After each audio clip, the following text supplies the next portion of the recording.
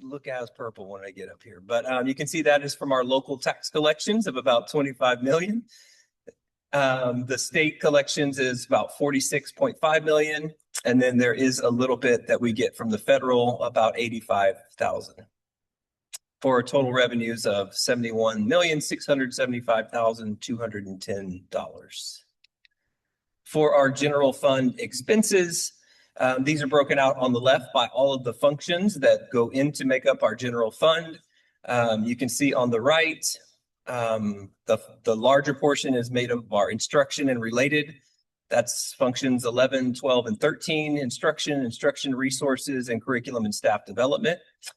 21 is instructional leadership and is made up of 21 and 23, which is instructional leadership and campus administration. And then it goes on to guidance and counseling, pupil transportation, and co-curricular activities. So if you put those together, about 75% of our total expenditures are directly going to students. And then the others make up maintenance and operations and some other things that we have to spend money on. For child nutrition services, you can see there is a slight deficit projected here. Our revenues come in from federal reimbursements, state revenue, and then other sales and interest that we are able to collect. Expenses are payroll and benefits, contracted services, of course, the food that we purchase, and some travel. There is a required spend down of our child nutrition fund balance, and we have, so that's the reason for the deficit, is because we are required to spend that down. And tonight you actually will be approving later some purchases over 50,000 for some equipment at different campuses that's needed by our child nutrition department. For debt services, you can see that it is a little over. Our revenues come from local revenue, 15.6 million, state revenue of about 2.5 million, for a total revenue of 18,062,922. And then our expenses are under that by about 1.3 million. This has to do with the bond payment schedule. We have to make a payment in August prior to starting to collect taxes for the next year. So we need to make sure we have the funds to be able to be compliant with our payment schedule. Here you have all three funds together. In a little while, this is what you'll be asked to approve. So our budgets are reported to TEA with the fall PEIM submission, fall PEIM submission 1 in November, and we will likely have a budget amendment to allow for any adjustments once our certified values come in, and we'll bring that back to you guys in August, as well as set the final tax rate. Here are some required disclosures. So just some numbers we're required to report on. So for state compensatory education services, we're required to have funds set aside to meet the requirement of accelerated instruction to each student in any subject in which the student failed to perform satisfactorily on an end of course assessment instrument. So we've set aside $360,699 for that. Any lobbying expenses that we may have, that's reported as $2,137. And then for the publications that we're required to post in, expenditures are expected to be about $12,940. That concludes the hearing, and if you have comments or questions, I'm happy to answer. The board has talked about this extensively earlier this evening as well. So are there any other comments from the audience? Thank you. Thank you very much. This concludes the public hearing portion of the meeting. Thank you.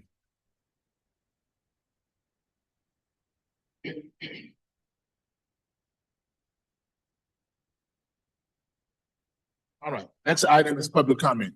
Before we begin, I'll remind our audience members of the board's procedures for handling public comment. The public comment portion of our meeting is available to members of the public who wish to address the board.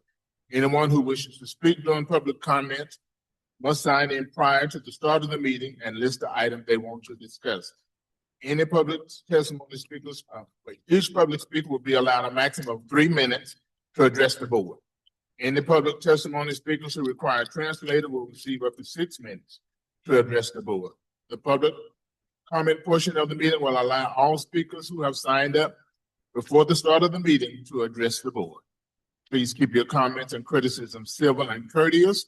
Please also avoid using profanity and refrain from making personal attacks on others during the opportunity to speak. Lastly, I ask that you not discuss students who are not your own child. If a speaker is seeking board resolution of a specific complaint, that concern should be addressed through the district's grievance process. District policy DGEA has been established for addressing employee complaints. Policy FMG is the avenue for filing parent complaints, and policy GF addresses community member complaints. Grievance forms can be obtained at any campus administration office or in the central administration office. So the first speaker this evening is Tessa Kroll. Mr. Barker will be the timekeeper. He'll notify you at the 1 minute mark.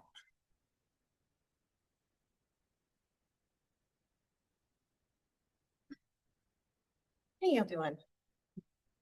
To start off, thank you for listening to me today. I'm a farmer here in Elgin and a mom to two beautiful girls who go here to Elgin ISD. When I got approved for SNAP 2 years ago, it was super helpful to my family and everything else with concerning food. My kids were super excited to have whatever snacks they wanted. And then we were kicked off of it recently this year. Now, the school reached out to me and they said, hey, we've got this program. It's called CIS. We help you guys out with weekly food bags. And we were overjoyed to get this. I had no idea that this school program even existed. And it has been super helpful to me as a single mom, taking care of my two kids in this day and age. As we know, groceries have gone through the roof this year. And it has been such an amazing program to be able to help my family. It includes healthy things like ground beef. There was vegetables, canned goods, tortillas, bread, peanut butter, jelly, just things for the kids to eat. After school, there was some snacks even, like they put a pack of Oreos in there one time and the kids went absolutely wild for that. You know, just a little snack in there, but it was really great. They also included fresh things for the kids like oranges or apples throughout. Every week they kind of rotated it. And they had different menu items for us to go through and actually make these meals into something that the girls can eat for like dinner. So they were actually able to help me with cooking and following the recipes and everything else. So I don't know about this board, but I know a lot of people in my community, including myself, with the price of groceries and everything, people have been skipping meals left and right. Nobody really wants to admit it, but we do, just to make sure that our kids can eat. And when it comes to that point, I really think that these programs are super important to this community in general. I am a farmer, so of course I do not make much. Sorry about that. But I do try and help my community in any way I possibly can. And I truly think that this program is helpful to us. And I think that we should keep it in. And I look forward to a time when we're not struggling for food and we don't actually have to have programs like this. Thank you for your time.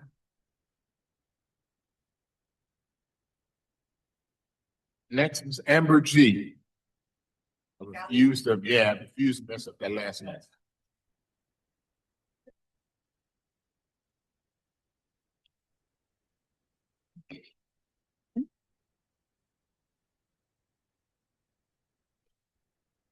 Gotta make a scene. Good evening, board members. Thank you for the opportunity to speak before you tonight. My name is Amber Galliano, and I'm here tonight to ask you to reconsider this administration's decision to end the accelerated Math for All program. I want to share my son's story because it illustrates why this program matters. My son failed both 6th and 7th grade math. By traditional standards, he would not have been considered as a candidate for advanced math coursework. However, through this accelerated Math for All program, he was given an opportunity instead of being defined by his past performance. The result was extraordinary. He took Algebra 1 and earned an A. More importantly, he gained something that many struggling students never get a chance to develop, and that's confidence. For the first time, he saw himself as someone who could succeed in math. His story is not an isolated success. According to TEA data, only about 10% of our seventh graders passed the STAR test this year, and 81% of eighth graders passed the algebra STAR test. So those numbers should cause us to pause and ask a really important question. Why would we eliminate a program that appears to be helping students achieve success? We should instead be expanding it. The students who completed algebra in the middle school are now entering high school with a full high school credit already earned. They are entering with momentum, with confidence, and proof that they can handle challenging coursework. Meanwhile, last year's seventh graders have lost access to that same opportunity. And I'm sorry, I lost my place. And instead of accelerating their learning and building confidence, they may now enter high school further behind than the students who came before them. So I'm asking the board to carefully review the data, examine the outcomes, and listen to the families whose children benefited from this program. I hope the board will ensure future students are given the same opportunity that my child was. Please reconsider the decision to end accelerated math for all. Thank you for your time. Thank you. Next item on the agenda, we're being asked to approve the minutes of the May 18th, 2026 board workshop and regular meetings and the June 3rd, 2026 special meeting.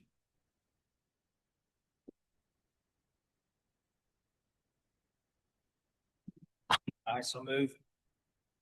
Motion by Mr. Moss, second by Mr. Barker. Any questions? All in favor of said motion, raise your right hand. Any opposers? There being none, motion passes 6-0. Next item, we'll have recognitions. Good evening, President Mitchell and Dr. Reuter, members of the board and cabinet. My name is Emily White. I'm standing in for Mr. Rodriguez this evening. I'm the communications coordinator here in Elgin. We have several recognitions this evening, and we will begin with Ms. Farias, and she'll be followed by Mrs. Keller.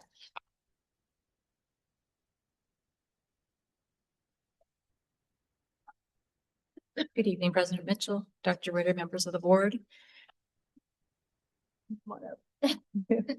We're pleased to announce that our Teachers of the Year have been selected through a rigorous peer nomination process in which candidates must meet specific criteria, including demonstrating excellence in instruction, student engagement, professional commitment. This year's honorees were chosen by their fellow educators. We have Elgin Elementary. Well, they're going out of order.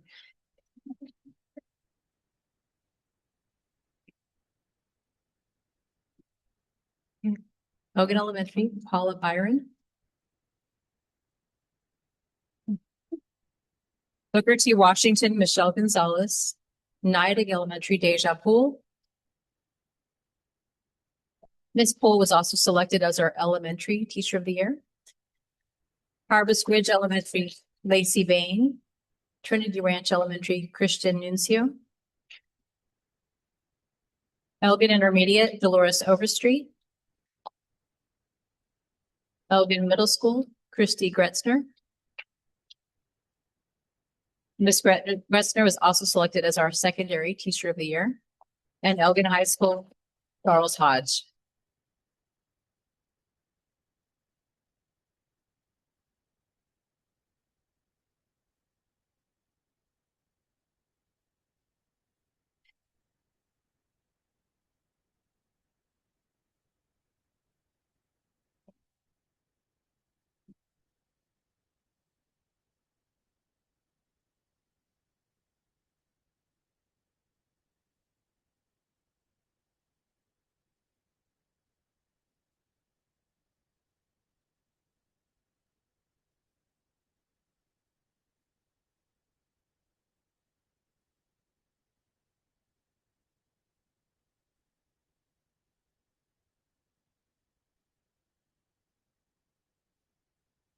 Good evening, President Mitchell, Dr. Ritter, Board of Trustees. My name is Allison Keller, Director of Fine Arts and Advanced Academics.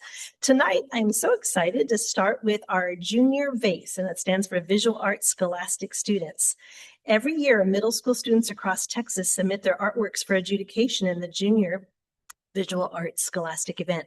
Not only do they have to put in an incredible amount of work into the piece they submit, but they must be interviewed about their piece, their personal expression, technical execution, critical thinking, and understanding of the elements of art and principles of design. EMS students presented 29 entries, with 19 of them earning the highest rating of 4. And one student, Abigail Ramirez, with her piece, A Devotion to My Religion, which you see there, made entirely out of cut cardboard, which is extraordinary, earning the coveted platinum rating. So congratulations to these talented artists and their EMS art teachers, Miss Rebecca Korb, Miss Eileen Galvan, and Miss Megan Kirchner. And students, come on up. I'll announce, come on up over here. There you go. Tonight we have Rowan Harvey. We have Abigail Ramirez. Let's see, Grace Talavera, Sophia Melendez, and let me find Harper Fletcher. Give them a round of applause, everybody.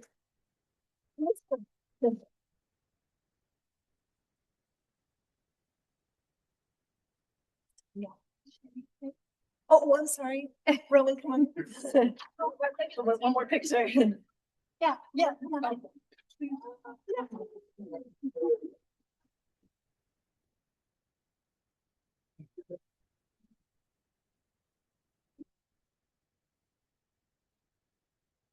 Thank you.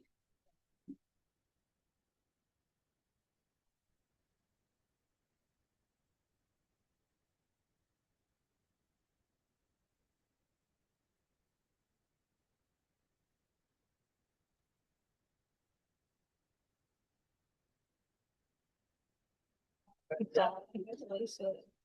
Good job. Good job. Good job, Sophie. Good job.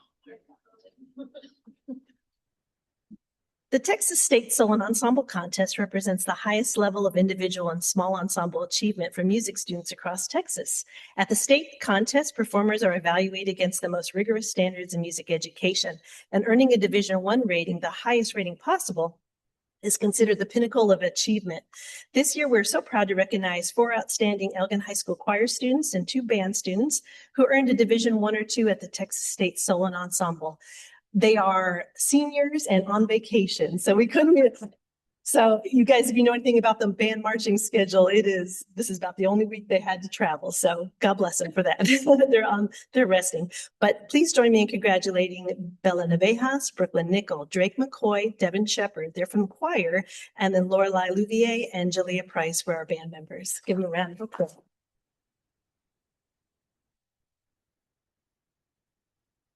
In addition to celebrating the accomplishments of our individual students, we are also proud to share that Elgin ISD has once again been recognized by the NAM Foundation as one of the nation's best communities for music education for a consecutive year.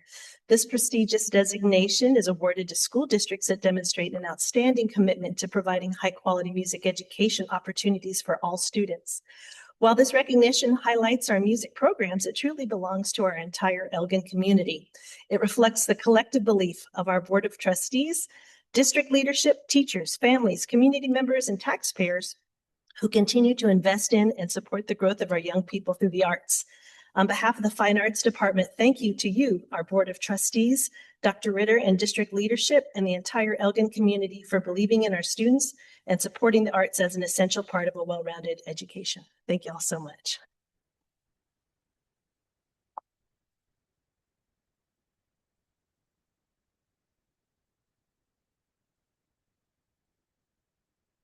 Hello again, I'm Emily White, and tonight we will be honoring our One Team, One Dream honorees for the evening for this past month.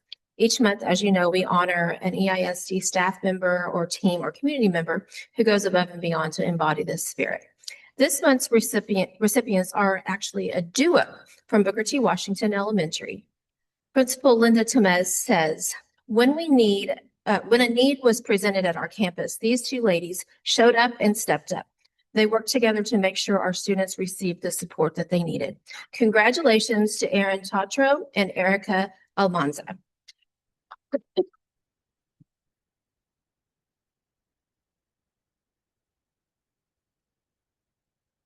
I know that Miss Almanza was able to be here, but we will pass along her certificate to her.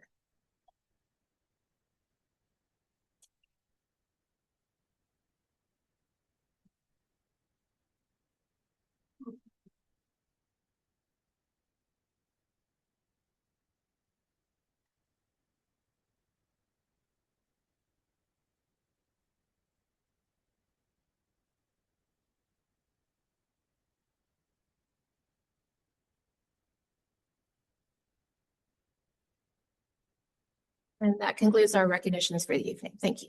Thank you. Next item, superintendent's report.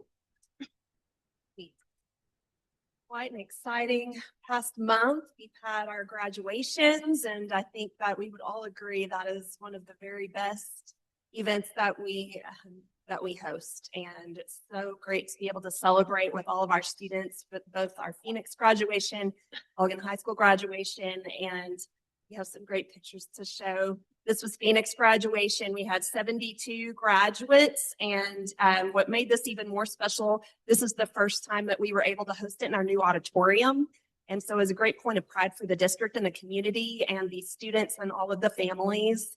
It was a wonderful event. So thank you to the board, all of you, for making that a wonderful time for them, as well as the staff and everyone working with our students. So very, very proud of our Phoenix High School graduates. And then we move on to Elgin High School graduation and 396 graduates. It was a great event again. So our kids are just we're so very proud of them. And we were able to honor and have our valedictorian, our salutatorian speak, and just seeing the pride on these kids' faces. And as they crossed the stage, shook their hand, and they received their diplomas. Just such a great moment of celebration for them. And we just know they're going to do great things moving forward. We're very, very proud of all of our kids, all of our graduates. Moving on to summer school. We're right in the middle of summer school. We have high school summer school with credit recovery and other opportunities at our summer school with 413 students that we are serving this summer in summer school at the high school. And then we're also hosting our bilingual elementary summer school, and we have 135 students that is being hosted at Trinity Ranch Elementary School. They had a little excitement last week. They had an extra little student who had gotten down in a drain, and the fire department had to come and rescue a little kitten who got down in the drain at Trinity Ranch. And we really thought that that principal was going to have to respond to the new principal. She's going to have to take him home. But we had a staff member who came to the rescue and saved the kitten, took the kitten home. But it was fun. It was a social media hit. But summer school itself is going so well, and it's out there just at our beautiful newest campus. And we're so proud of these kiddos. Let's highlight our Wildcat Band and our Juneteenth Parade that just happened on Saturday.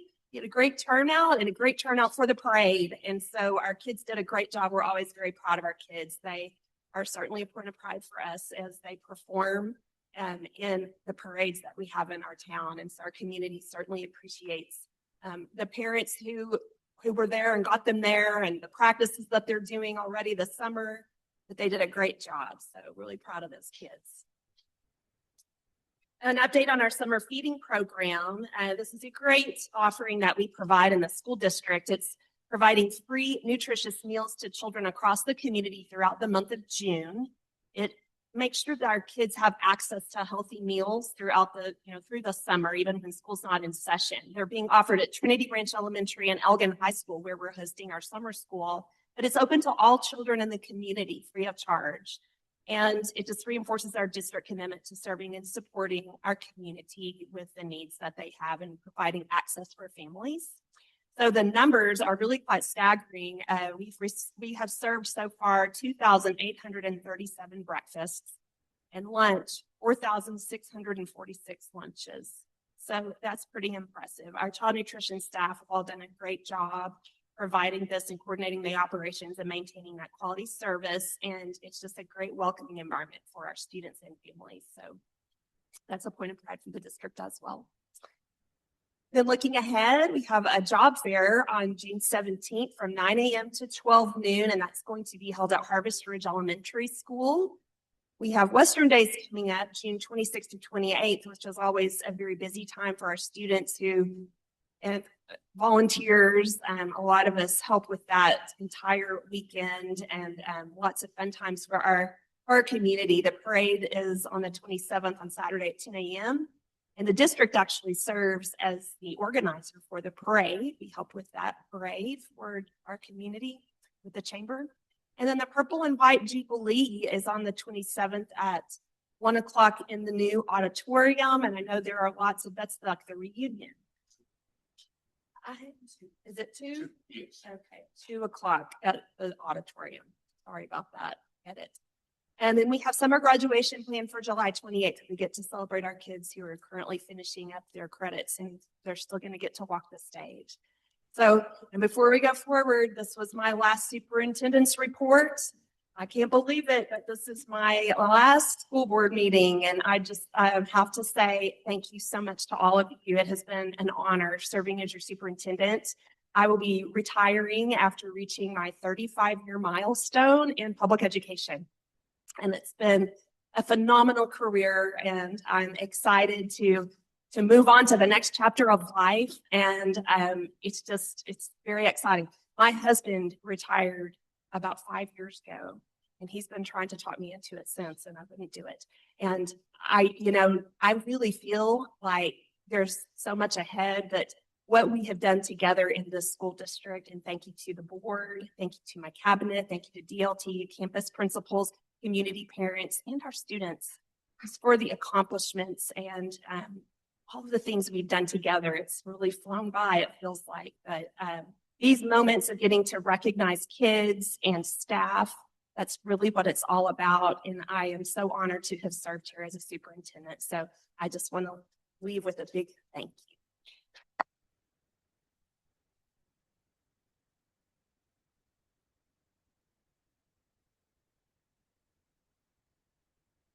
All right, next item.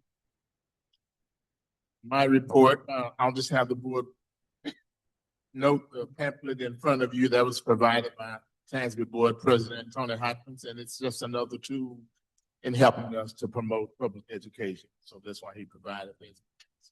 We know the times we're living in, and so it's more important than ever that we use every tool necessary to continue to promote the strength of public education. You have that for your reading pleasure. And then finally, we also want to take this opportunity to say thank you to Dr. Ritter. No one will ever understand the challenges and the pressures of now walking in those shoes. But we are very, very grateful for you staying the course. You know that there were some challenging days. There was also some very successful days. And so we hope that we made that journey a little easier while you were here. And 35 years is quite an accomplishment. Because you're just so young, I just can't believe that. But yeah, but we are forever indebted to you for your service to this district. And want you to enjoy your retirement. That's what this life is about. You worked hard. Now go play hard. But I want to personally say thank you for everything. And I allow the other board members to have words. Go play hard, but don't play too hard. No, not too. No, wishing you the very best. It's only been going into the second year, but had the pleasure of working alongside you. 35 years dedicated to public education is amazing. The gift that keeps on giving, and even in this next phase of your journey, I'm sure that it will continue to give. I've had the pleasure, I've got 9 siblings, and I've been able to see a few of them go into retirement. The first couple of weeks, they didn't know what to do with themselves, and they were constantly trying to work. After that, they quickly transitioned and started to appreciate the blessing that so many don't get to see. It really is a blessing. I hope that you're able to see that and enjoy it. Like President Mitchell said, live life to its fullest. I wish you the best. Yes, I would like to say a few words because Byron and I have been here for a long time. Say it like that, Byron. But we remember when we hired Dr. Graves or Mr. Graves, who was Janice's dad. And so we go way back, in knowing the history of his family. He was a great superintendent for us, and we still miss him, but he's doing what he wants to do at the point. But I wanted to say that we as school board members, come on board because we have vested interest in our district. I myself, was born and raised here in Elgin. I went through schools here in Elgin. All my kids went to school in Elgin. And we have fond memories. Plus we have, like I said, we have vested interest in our school district. So when we joined the ranks of running for school board, we had a mission that was very true to our hearts, and that continues to be a fact, So one of the things that we have to do as school board members is that we have to listen to our parents, to our community. And of course, we're here to serve our students, most of all, our staff. And we have to support our superintendent. That's one of the mainstays that we as school board members enjoy, is that we have to appreciate and make our superintendent be the best that they can be during that term. And I've got to say that Dr. Reuter, throughout the years that she was here, she worked hard. She kept the best interests of our district at heart.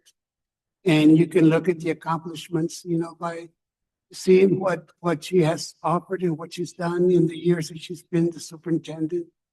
My wife tells me our little kids that are like in elementary school, they don't know what they're going to enjoy as they grow older. All the facilities, all the upgrades, all the teaching programs that we have. We didn't have that in Elgin many, many years ago, but we do now.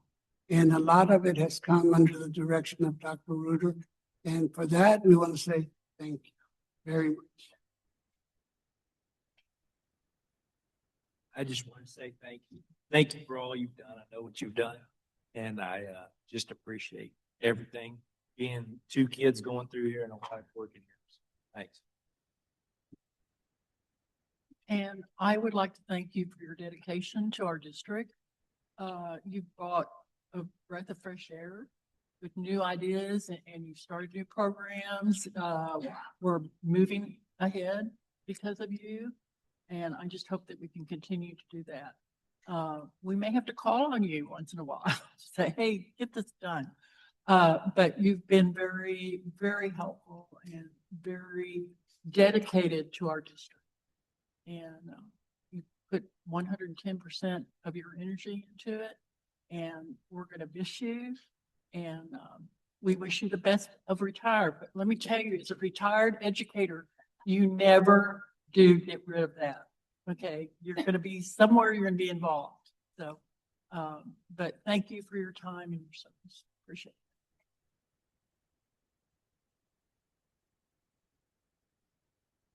it. All right, thank you all. And I'll just make note of, I do appreciate the rail this evening. We've been looking for that for a long time. So thank you for finally getting that done. So, all right, next item, we shall move to the consent agenda.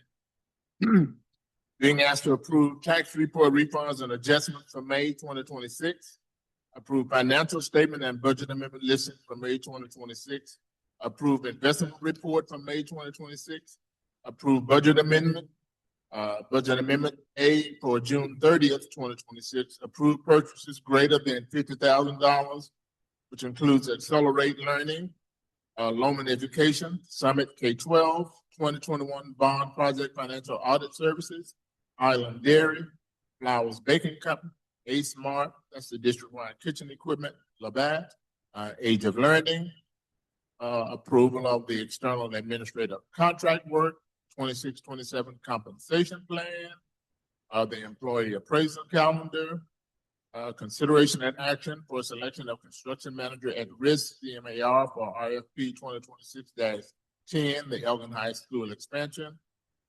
Consider approval of the Equalis Group Purchasing Cooperative, and consider approval of 791 Purchasing Cooperative. That is the consent agenda.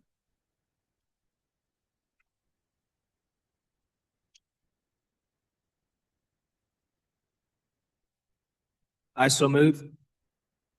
Motion by Mr. Moss, second by Mr. Barker. Are there any questions? All in favor, say motion, respond by raising your right hand. Any opposers? Motion passes 6. Thank you. Now we have some information items. First up, intruder detection audit findings. Dr. Cornelius. Good evening, Board President Mitchell, Dr. Ritter, and members of the board. My name is Bridget Cornelius, and I am the Assistant Superintendent of Student Services. Okay. Elgin ISD and the state of Texas prioritize keeping students and staff safe every day. The Texas Education Agency conducts intruder detection audits monthly. These audits test whether a campus is accessible to an unauthorized individual.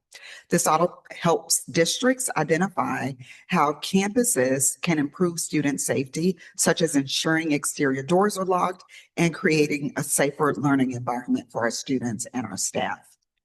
We work closely with our school safety and security committee to ensure that we train all of our staff and secure our doors to protect everyone on our campuses. The state supporting conducting the intruder detection audits is just one of the many actions we take to ensure our schools are safe. And we know that this work is not done alone, and we appreciate the board's support. This spring, 2 campuses received findings as part of the intruder detection audit process. As required, the district has developed corrective action plans and submitted them to address the identified needs to strengthen campus safety and practices. The findings and corresponding corrective actions were presented and reviewed with the Safety and Security Committee. They were also shared in board update. We acknowledge that parents and community members are interested in the details of the audit results. However, we believe that it is in the best interest of the students and staff that we do not share this specific information with the broader public, as we believe that it could compromise important campus and security information. Please be assured that the district will continue to implement the approved correction measures and monitor progress to ensure compliance with state safety requirements and continuous improvement in campus safety and security. Are there any questions? Yeah, can you repeat? No. Sure. We're good. Thank you. Thank you. Next up, update on construction projects, including 2021 and 2024 bonds. Mr. Rainey. Good evening, President Mitchell, board members, Dr. Ritter. Rainey Land, Executive Director of Capital Projects, here to give you an update on construction across the district. Transportation facility, we are beginning to come to a close on this project. We do have some offsite work remaining, but I'm happy to say we passed our final fire inspection with our fire marshal. We had our final city inspection this past week. We've got a small punch list from the city, but we're beginning to see a lot of these final inspections coming through. So we anticipate a temporary certificate of occupancy coming soon. So we'll be able to start getting furniture moved into the facility. Right now, we are working offsite with the approval that we saw last month for the offsite wastewater facility. We're coordinating with the adjacent neighbors to our west, Triada development, to get the wastewater tied in. That's one of the outstanding items there. And then, of course, the expansion on FM 1100. But on the site, we're still just working through some punch list items related to some landscaping, minor punch list items on the interior, but we expect those to be closed out pretty quickly. And then we'll be able to get furnishings moved into the building. But overall, there you can see this, it really turned out to be a nice facility, kind of a green belt on each side. So for the folks that eventually end up out there, it'll be a nice little facility. Will we be able to move into there by the start of school? We could move furnishings into there, but I don't think the wastewater line will be finished. And I don't think our connection for the FM 1100 expansion would allow us to, but we are feverishly working toward completion on both of those. We've had some discussions with both the city and TxDOT, and honestly, they've both been really favorable about offering some temporary solutions. Right now, we still have a rock construction entrance. If you remember some earlier conversations, there's a long expansion plan for FM 1100 with all the adjacent developers. That will, of course, extend, months and months out. But they have offered to allow us to make a temporary driveway that if the wastewater gets tied in, we could use that temporary driveway and go ahead and occupy the space. So they're working with us really well, both the city and TxDOT. So we're in good shape there. We just really need the wastewater to get tied in. We expect that to happen later this summer. Harvest Ridge Elementary portables. This is as of about a week and a half to 10 days ago. Those portables are moving along well. We expect those to be completed later this month and potentially late June, early July, taking delivery on those. So those are moving along quite well. We've got furniture on order for both buildings, construction documents for the utilities that we'll have to get taken care of on site. Those are currently on review. We've got a couple of different teams reviewing those, but overall permit coordination has gone well with the city of Elgin, the municipal utility district, the fire marshal, TDLR, all the folks that we have to deal with. Even though it's a small project, we've still got to coordinate with all the permitting authorities for that, but everything is going well there. And we expect those to be delivered later this summer. We may not hit exactly day one for school to start, but we don't expect it to be much later if it is, but we do expect those to be on site pretty quickly. Continuing on priority maintenance, Elgin Elementary looks a lot different. Had been a lot of folks in there. We've got some office staff relocated to the modular building, but if you were to walk through that building right now, it looks a lot different than it did before. All of the ceiling demolition happened the first week school was out. So that image on the right there is the cafeteria. You can see the stage there in the background. The curtains have been removed. That building is wide open right now. You can see all the way to the bottom of the roof deck. But what that's done is allowed them to get in there and demolish the existing ductwork and move forward with all of the overhead work that they need to do this summer. So they've made a lot of great progress over the past few weeks, moving very quickly. Ductwork in the front hallway, what we know is the pre-K hallway, that ductwork installation is completed. And they've started outdoor in that mechanical courtyard on the electrical transformer relocation in coordination with Encore. So things are moving along quickly. Same company is doing work here at the administration building as well. They worked through this past weekend, removing some ceiling tile and doing some improvements to the bottom of the roof deck, just to make sure the structure is improved as we set new equipment on the roof. And right now they've also got some equipment in what used to be our HR department over here on the west side of the building on the first floor. They've got a couple of units that they're replacing this week. So work continues here as well. Just behind us here at the old stadium, these are a few images that give an idea of the work that's going to go on there. As we've mentioned previously, this is primarily related to ADA improvements and upgrades there. You can see there in that top left image, that's a really steep set of a ramp there that's going to be replaced with stairs. Right now that's not in compliance with ADA. So that's an interior ramp that we'll replace with stairs. In the bottom left there, that's where most folks are accustomed to accessing what we call the home side bleachers. So that will be replaced with a compliant ramp. And then overall there, you can see just the overall condition of the bleachers and press box. We'll see all of that existing structure underneath there. That'll be sandblasted and recoated. Any steel that's not in good condition will be replaced with new steel. And again, it'll be coated to match. Right now, we've got materials on order. We expect the contractor to be on site this week to get started with this work. And we expect this to be completed before the fall football season. Across the district, we've got playground work going at 4 different locations, Nidec, BTW, Elgin Elementary.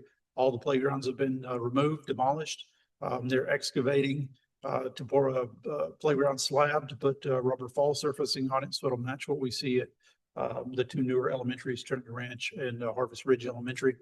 So they're well underway moving towards that.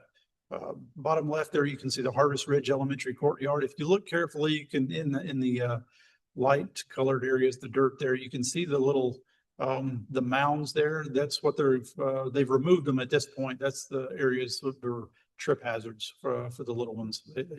Those are really tough to see once they got covered with artificial grass. So we've removed those. We do expect the canopy to be erected shortly there at Harvest Ridge Elementary, potentially even later this week or early next week. So they're moving along quickly. Playground installation itself is estimated to be late summer. So we're targeting right before school starts on those. But their current schedule. They're ahead of schedule. So this project is moving very quickly. If you were to go out there right now, you'd see they've got multiple crews mobilized at once. So we're making good progress on this and excited to see things moving along there. We think all of the campus principals will be excited to see the progress when they return. I'm jumping over to 24 Bond, Legacy Oak Middle School. Things are progressing really well there. Concrete paving around the site. We've got a continuous loop around the building now, so makes it a lot less muddy around the site when contractors and folks approaching the site have clear spaces to get all the materials around, clear spaces to park. So our circulation loop there is all complete.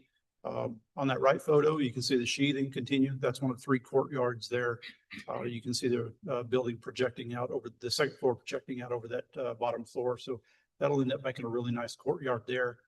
Bottom left photo, that brick veneer, that's those 2 taller sections. That's the gyms, but that brick veneer is going up there around the gyms. That's progressing nicely. Overhead and in-wall mechanical is progressing on the second floor.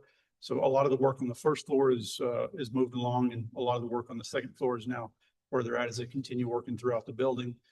That bottom right picture, that was the last week of school. We were able to get a handful of CTE students for our welding program out there to see some of the welding structure and the steel going up. So that was a great opportunity to put some of those kids in the field, seeing some of the work that's going on. So we were lucky that we were able to catch some of those students right before school was out and really align those students with the workers in the field to let them ask questions and see some of that work going on firsthand. But overall, this project is going very well. We'll even see interior finishes beginning on the front of the building because they're progressing through this in phases. So we'll begin to see some early paint finishes and flooring coming on very soon. As a milestone, we'll see air conditioning coming on early in the fall, September, October. They'll have the building dried in by late summer. So we're expecting things to progress very quickly. Overall, just about this time next year, we'll see completion. So it'll be here fast. On the CTE press box, if you drive by there, you see this looks very different today. So that top left photo, that's a small canopy at the film deck. This will have 2 opportunities for film crews to be outdoor, better opportunities for filming the games and marching events, things like that. So this is one of those outdoor film decks. That bottom left photo, this is the control room viewing into the film studio. There'll be a large viewing area where students that are managing all the control equipment and gear can look in there and see that control studio. And on the right, of course, there, that'll be the replacement scoreboard video board. This is a rendering of what that will look like, quite a bit larger than what we've got today. So viewing opportunities and advertising opportunities will be much greater than what we've got today. On the inside of that project, we've got the AC units are already installed. Temporary windows are installed around that building. Drywall installation is moving forward. At the time that I put this slide together, we had the switch gear or the electrical replacement underway for the stadium. But as of this morning, all of that is fully completed. So it only took them about 2 weeks to replace all of the electrical switchgear for the entire stadium. So that went much quicker than expected. So that's really good. We'll see metal panel installation starting soon. So the outside of that building will start to change the look over the next couple of weeks. Down below, we'll see concrete starting to be poured out in the circulation areas around the concessions area. And then just in a few months, we'll start looking towards furniture move in with a November completion date. So that'll sneak up on us before you know it. Back across the other side of the district, the Homestead CTE culinary project. This project is really coming together nicely. You see flooring going in there. Again, this project is so small, it really moves quickly. We're coming into the home stretch here as well. They've got a freezer and cooler installed now. Those electrical panels today are all buttoned up and fully commissioned and permanent power is on. We do have interior finishes started now. Taping and floating of drywall is finished in some areas and we'll start seeing paint. Ceilings are expected to be finished by the end of June.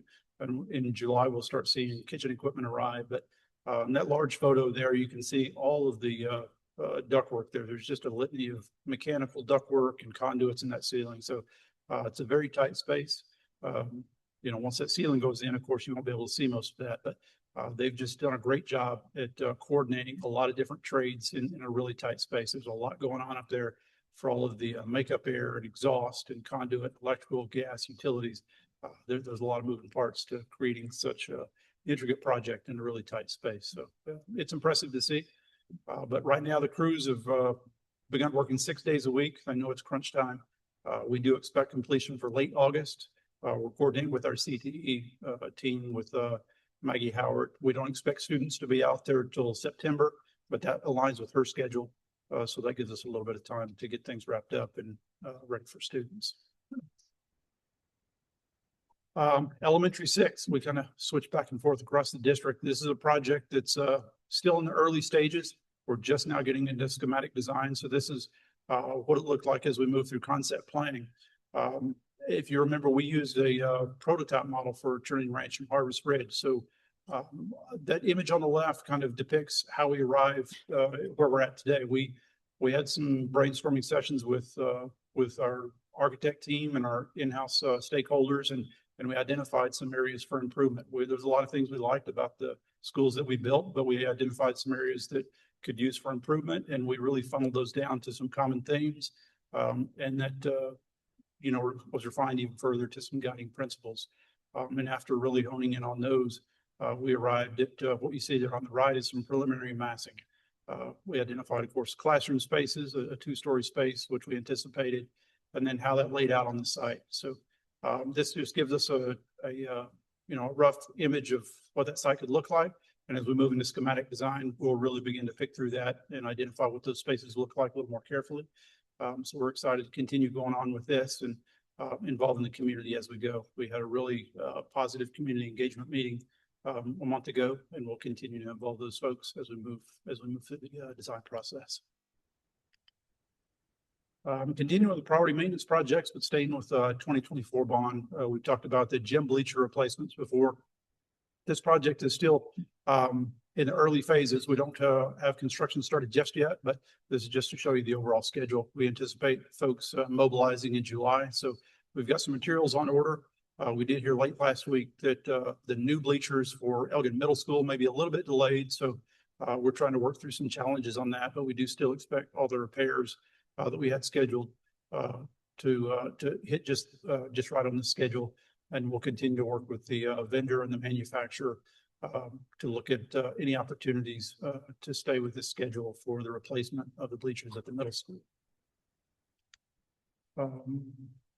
That there is a current picture a week or so old of middle school number 2, but again, moving along very quickly on that. So be excited to answer any questions you all may have. All right, thank you. Thank you. Good job.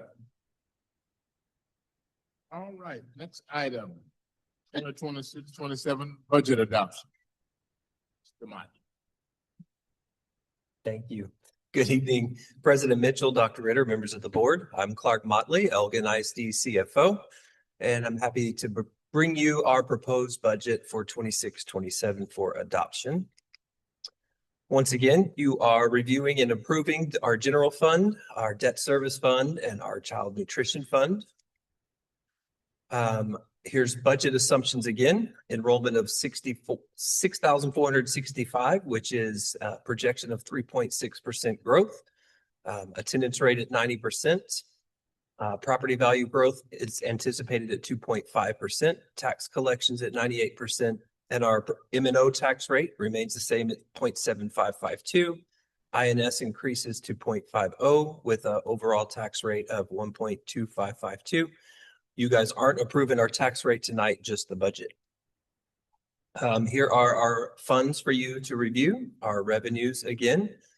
We have just over 25 million coming from local tax collections, 46,497,000 from state, and then 85,000 for federal, for total revenues in the general fund of $71,675,210. Our expenses, once again, are broken out here. Estimated expenditures, $76,015,457. For child nutrition, revenue is just under $6 million, and our expenses are $6,118,230,000, which is a deficit of $190,500, which is to account for the required spend down of the child nutrition fund balance. And then finally, for debt services, anticipated revenue of $18,062,922 and expenses of $16,702,000, with an excess to account for the payment that we have to make in August of 2027. Here are all three funds together. And it is up for you guys to approve. Thank you so much. Thank you, Mr. Martin. We know you did a lot. You and your team did a lot of hard work on that, and we appreciate it very much. Thank you. I make a motion to approve the budget. Motion by Mr. Moss, Second. second by Mrs. Walter-Shy. Any other questions? All in favor said motion, raise your right hand. No opposed. Motion passes 6-0.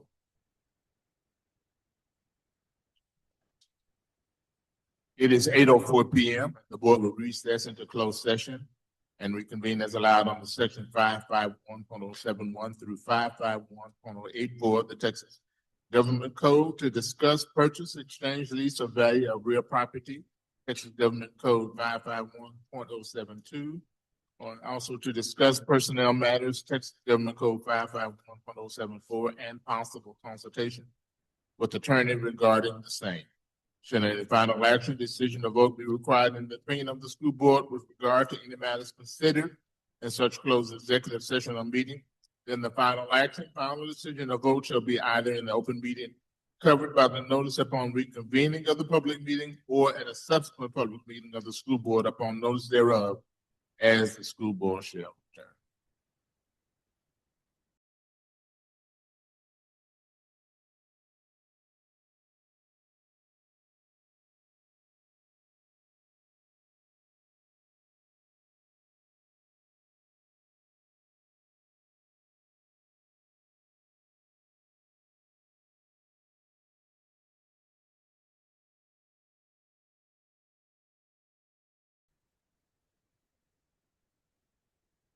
It is 8:32 p.m. The board will reconvene into open meeting at this time.